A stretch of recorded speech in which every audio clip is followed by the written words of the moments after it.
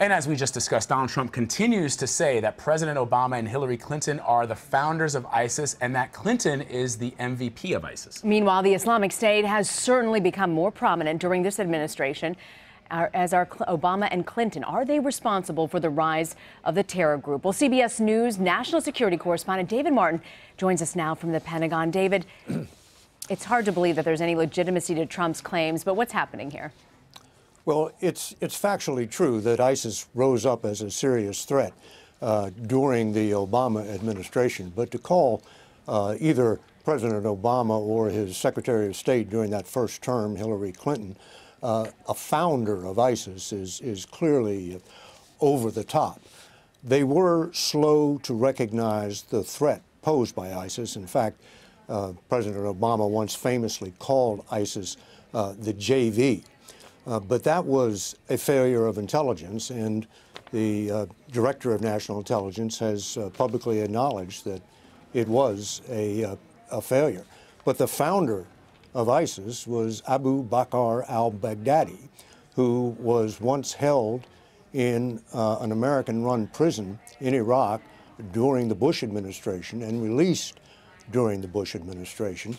He went to he went to Syria, took advantage of the chaos caused by the civil war there to set up a base, and then came storming out of Syria back into Iraq after the U.S. had pulled all their troops out of Iraq in 2011.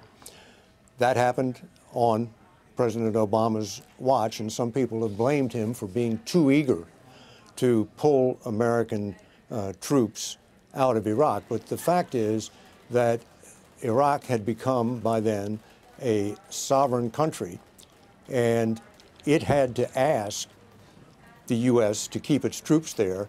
And the Prime Minister of Iraq, Nouri al-Maliki, never asked for those troops to stay.